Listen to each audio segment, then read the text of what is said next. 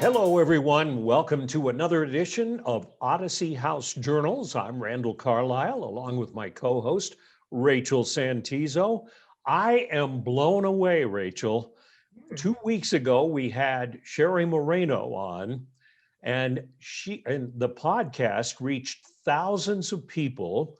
We got 46 new followers, permanent followers. So it's like I mean, she's great, but I think we've had great guests all along. I don't know what struck a nerve. Do you have any idea? Ooh, I think it's that empowerment, right? Like she spoke from her heart and really laid a foundation what it's like being in prison and changing your life around. Like she is that exact example that we all want to learn and see from. And Right. so, ooh, good for her. So we thank you all for watching. This is one of the most watched podcasts dealing with addiction and recovery. And you can catch us on, you can watch it on YouTube. All you have to do is Google Odyssey House Journals and it'll take you there. Or you can listen on Spotify, iHeart, iTunes, anywhere where you can get good podcasts.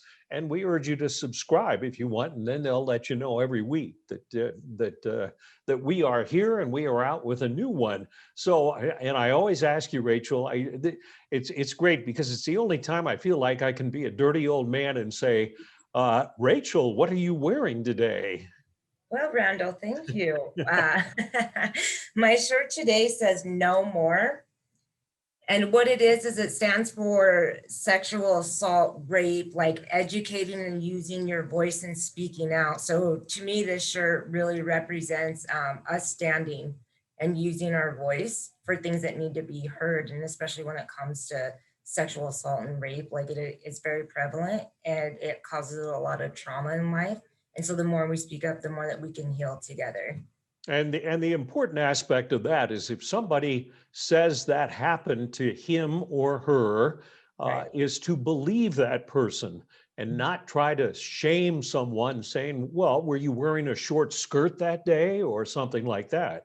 Oh yeah, well said. Like it's not inviting for someone to take advantage of you. There's no invitation for that when somebody actually just comes in to take that advantage. Absolutely not. Like you have no right if I don't give you consent, period. Well, that's a good message to impart.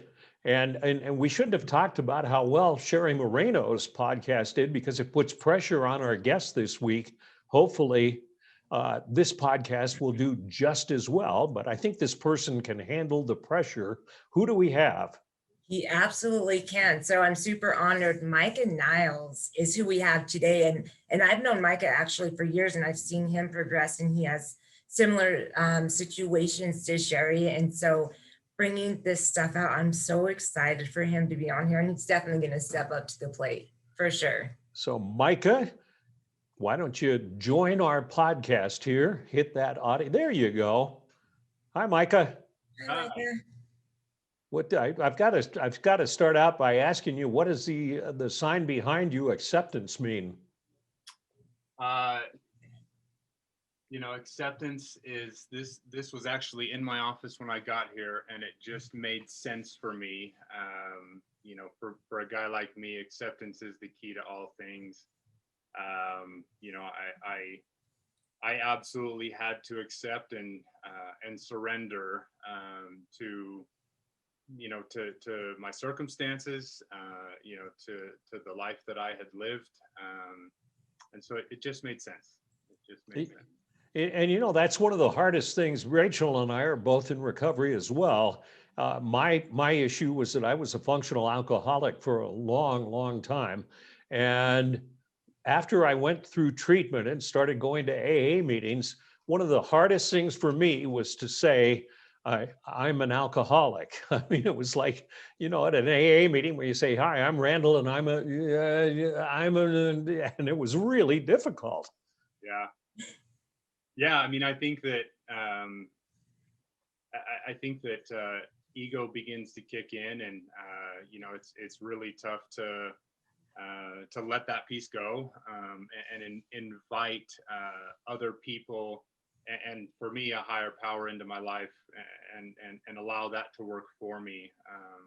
When I found recovery, or when recovery found me, I should say, I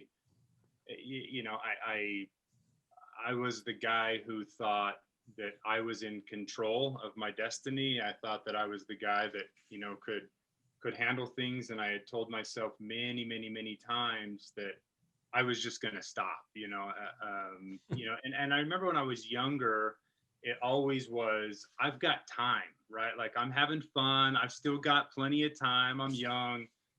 Next thing you know, I'm in my 30s, and I didn't have any more time, and so, yeah, that was the case for me. So tell us your story, Micah. Yeah. So, yeah, I grew up here in Utah. I grew up with my mom and my two sisters. I never had a dad. I've never met my real father, and it didn't really matter to me when I was a kid. My insecurities and where things all kind of took a turn for me was when I was 8 years old. I went to the same school and had the same group of friends, all the way through third grade. And in third grade, we moved. My mom did the best she could. She had multiple jobs. She was just trying to provide for us. We moved, and I for the first time in my life, I felt insecurity, and I was bullied quite a bit. And then from that first move, we just kept moving around and moving around and moving around. I went to multiple schools in elementary school, and we just weren't stable. We just couldn't find stability. And so, I really struggled with this acceptance piece of, not fitting in. I got along really well with the girls and just really struggled to find a group of guys. And that's all I wanted. I remember that's all I wanted. I just wanted friends. And we ended up moving to a wonderful place called Rose Park. And across the street, there was a group of guys playing football in the street. And I was always good at sports. Like, that was always something that I was good at. And I remember being a little kid, and I stood on my front porch throwing my football in the air, just hoping that they would invite me to come play. Like, that was, I'll never forget. And they did. And unbeknownst to me, at the time I was 9 years old, I was in fifth grade, and I remember them inviting me to come play. And unbeknownst to me, they were a little bit of a rough crowd. They were into drugs and alcohol. They were all older than me. They were all 15, 16 years old. And you were 9? And I was 9. I was not Wow. 9, about to turn 10. I was in fifth grade, but they invited me to come play, and I was decent at football. And so I just I fell in, and these guys treated me like their little brother, and they were all, into gangs and drugs and alcohol and stealing, but none of that mattered, because for a kid like me at that point in my life, I was just so I was yearning for acceptance. And I found a crowd. I found a group of guys that that wanted me, and so I did everything they did. I fell in with their lifestyle. I began smoking pot and drinking, and I remember the first time that I smoked pot.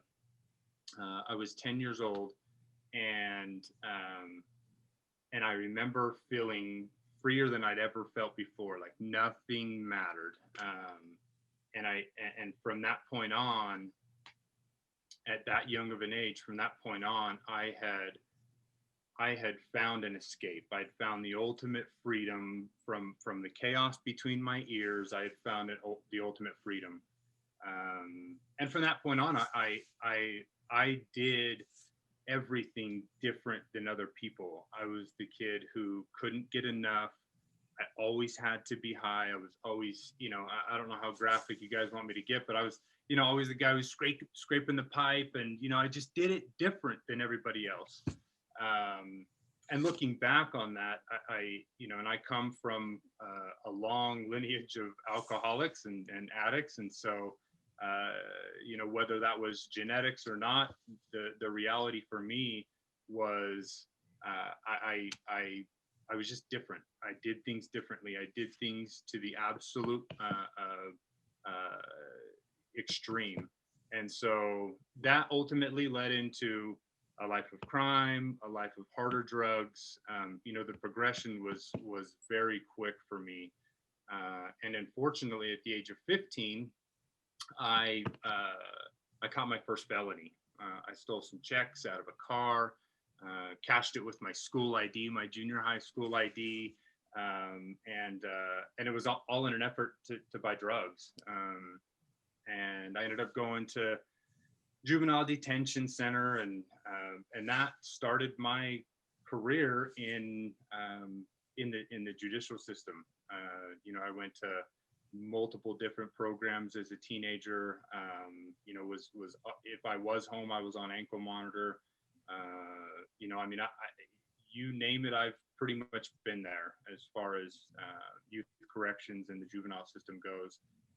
And it was just that was just my life. That was my life. And for me, it was almost like a badge of honor, because it gave me this reputation of the bad guy, and I was so willing to take on any reputation, because it gave me some it gave me some I don't know, it gave me a place in the group of guys that I hung out with. I was the popular one because I was the bad boy. I'm the king badass. Sure. Yeah. I was like, everybody, everybody, that was my role in my group. That was my role. And I played that role very well. And at the age of 18, I was released from youth corrections, and a buddy and I had this grand idea that we were going to go start a new life in Las Vegas. The problem was we didn't have any means to get there, and we didn't have any money. So, here we go. We steal a car and we take off to Las Vegas, and I'm 18. I was arrested in St. George on my way to Las Vegas. I'm arrested in St. George in a stolen vehicle. We get in a high-speed chase. We wreck the vehicle. We get arrested. And because of my juvenile record, the judge wanted me to go to prison and do diagnostics. I don't know if you guys know what that is, but they used to have, I don't know if they still have it, but they have a diagnostic program where you go to the prison and they do a series of assessments and evaluations and kind of figure out what the next step is going to be for you. And I didn't last long because I was also a fighter back then. That was also part of my reputation. And so I got in a fight while I was in diagnostics, went and saw my judge, and the judge decided he was going to send me to prison.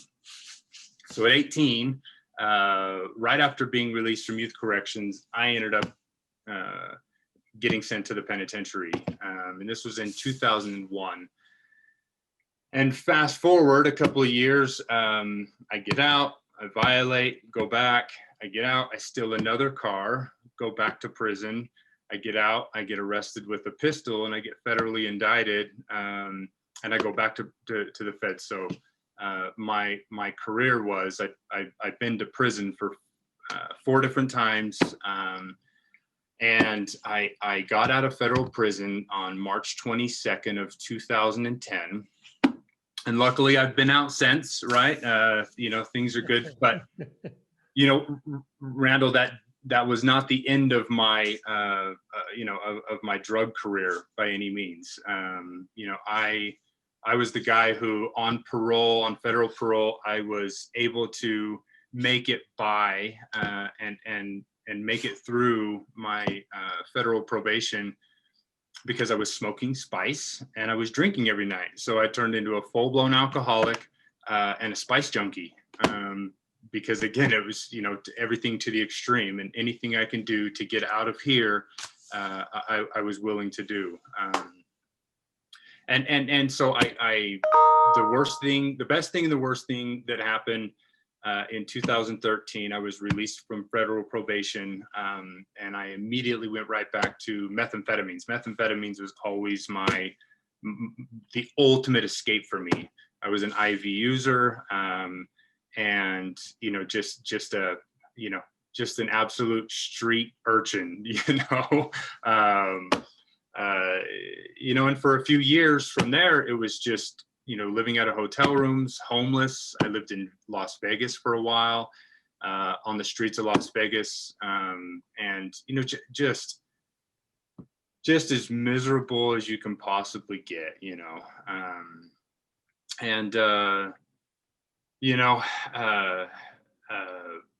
ended up moving back to Utah, and it just, the cycle never ended. I would find a way to get out of that life for brief periods of time, and always find an alternative addiction. It was always, marijuana or pills.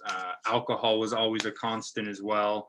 It was just always something. I was just so wrapped up in my fix, in some sort of fix, man, it just never ended. So what it was like. Now, what happened for me was, now there's a very important part of my story. So my second parole in 2000, my first parole in 2002, I met a girl dragging State Street. I don't know if I know that probably dates me. We used to drag State Street. Met a girl, Chevron on State Street in 9th South, and one of those drunk nights, and got her number and started hanging out with her. And so I met this girl, and the reason why that's so important is because that girl is now my wife. We had separated for many years, parted ways. I went through my prison career. She went to all kinds of different universities and did her own thing. And we met up on the back end. We met at Thanksgiving dinner. I was at my sister's house, and I was in one of those periods where I was really just trying to not go back into the hard drugs.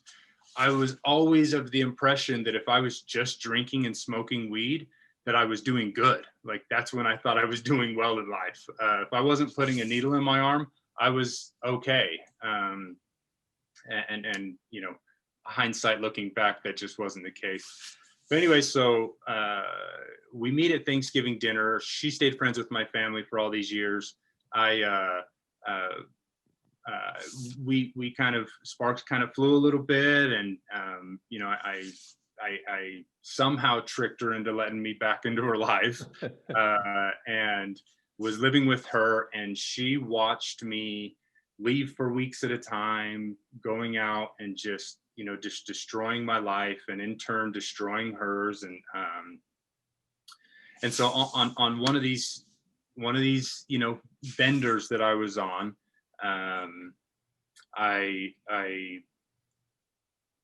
a series of events happened, and I found myself in a place where the people that I was getting high with,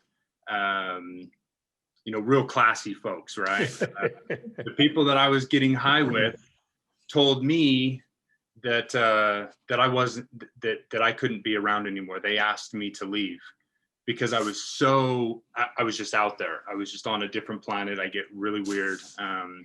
And they asked me to leave. That, I was the guy that nobody wanted to be around.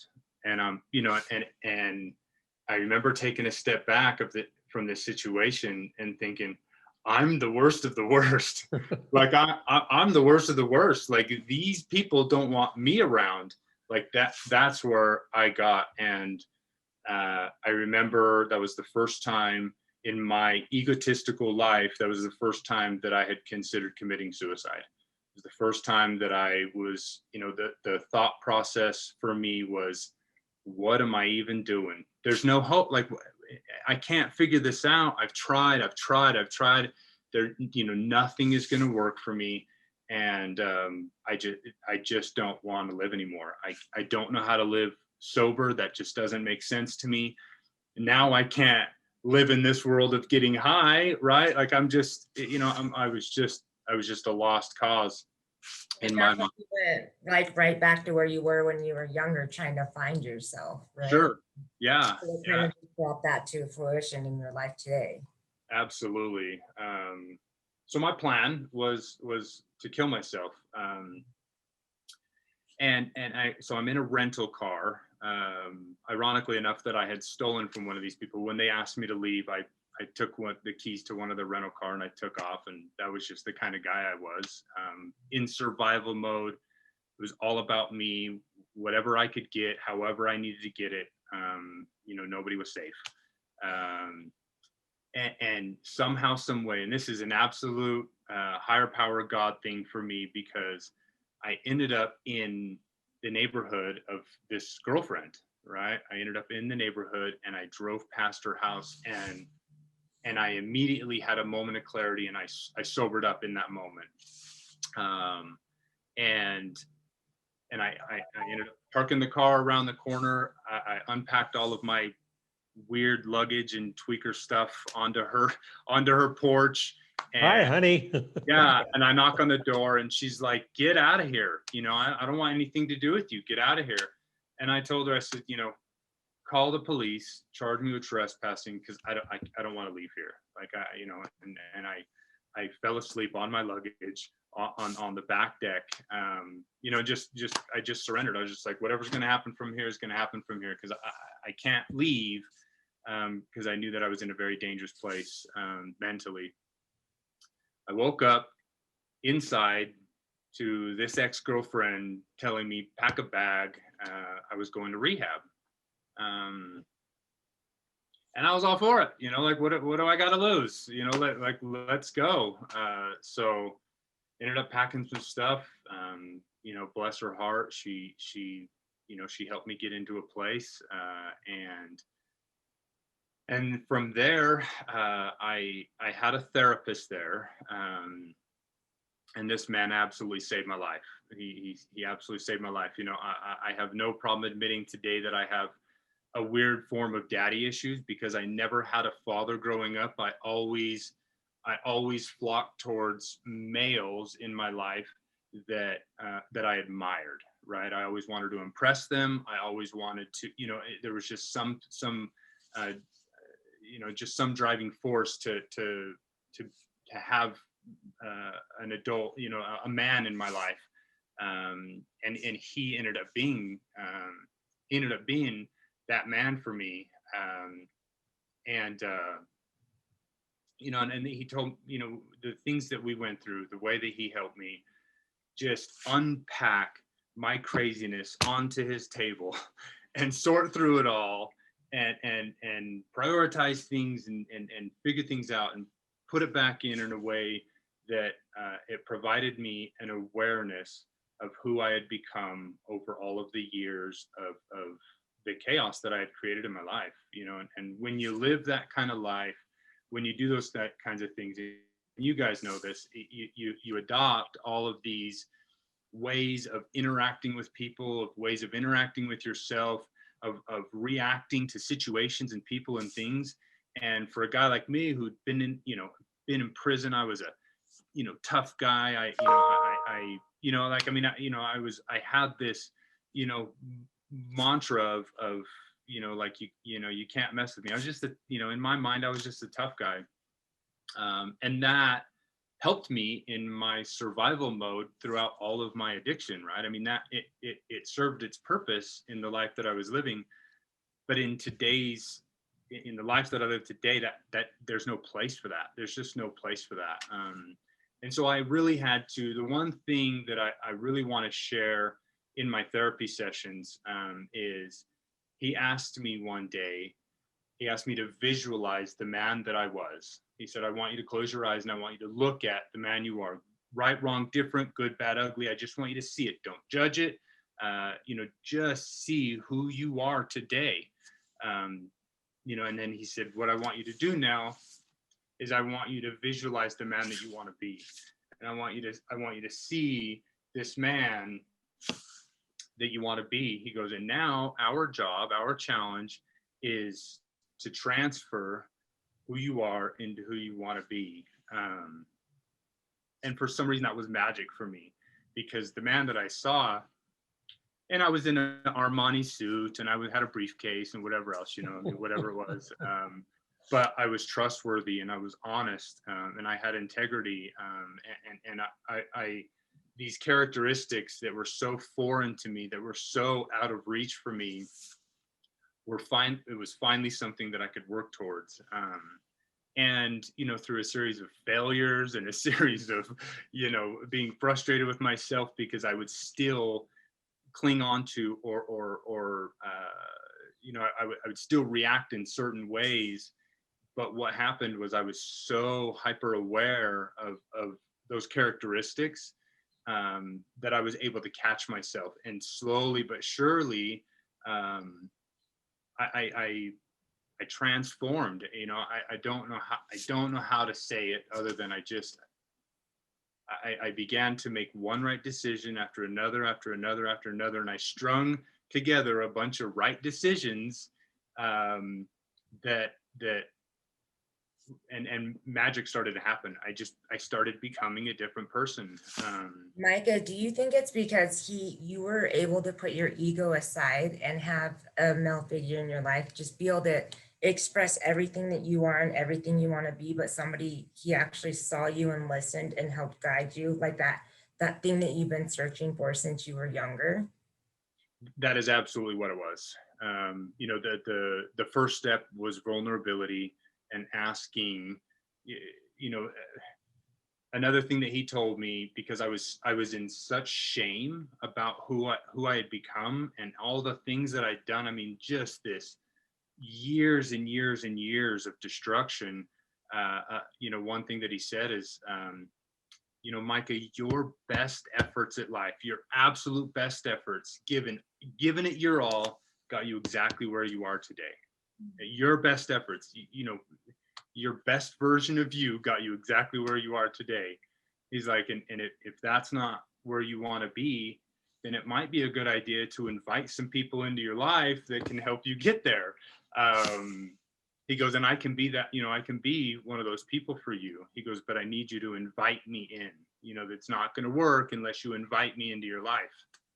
So we only have about 2 minutes left, Micah. Can tell us what happened after that to where you are, if you can do all that in 2 minutes. Obviously, you got married, your life's clean, everything's wonderful. Yeah, I got married. I got out of treatment. I asked my wife to marry me. We ended up getting married. We got pregnant on our honeymoon. I have a beautiful son. We've got a home. I'm director of marketing for a large treatment center here in the state of Utah. It was just these baby steps to number one, to freedom from myself, but also just surrendering to the fact that so another big part of my story is I'm also a member of Alcoholics Anonymous. I found a sponsor who had things in his life that I strived for. I invited him into my life, and I worked the steps with that gentleman, and felt a different kind of spiritual awakening through working the steps of Alcoholics Anonymous. And now I have the pleasure of having sponsees, taking them through the steps and getting, it's this cycle. You guys know, that song and dance, but it's, the big book of Alcoholics Anonymous is absolutely my Bible. And it has helped me create and manifest the life that I have today. And I'm just a regular guy, I'm just a regular guy who goes to work every day and goes and plays on the weekend and gets to do cool things like this with awesome people like you guys. So no longer King Badass, but now King Good Guy. Man, I cry at Disney movies, Randall. So, don't let the tattoos fool you. I'm soft. And it seems like everything that you were searching for, you finally found that, right? And someone that was guiding you in a good direction, but now you get to do it for others.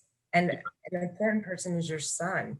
Yeah. Like, how incredible is that? All the things that you went through to be this human and this man that you are today. Yeah. So proud of you. That's amazing. Thank you very much. I really appreciate it. And the most important thing is, I can tell you love yourself now, and you look very happy. I am. That's the biggest thing is you know, it's the little things. You know, it's the little things. I just finished a 4-day playground project of putting a playground together for my son in our backyard, and watching him play on it for the first time yesterday. It's just the little things, you know. You know, the I don't know. Life today is so simple, but there's such beauty in simplicity. So. And the chaos and drama are gone, which is wonderful. And we're all feeling that. And I get to laugh at it. You know, I get to have compassion for myself for all that stuff, and I get to laugh at it. I mean, it just is what it is. Micah, you've been a wonderful guest. I appreciate you appearing. Yeah, and you're welcome. This is Odyssey House Journals, but you work where? You can mention the name. What is it? I work at Steps Recovery Center. Okay, good. I didn't want to look like we're being, you know, we can't talk because recovery, wherever you go, yeah, there you go. All right.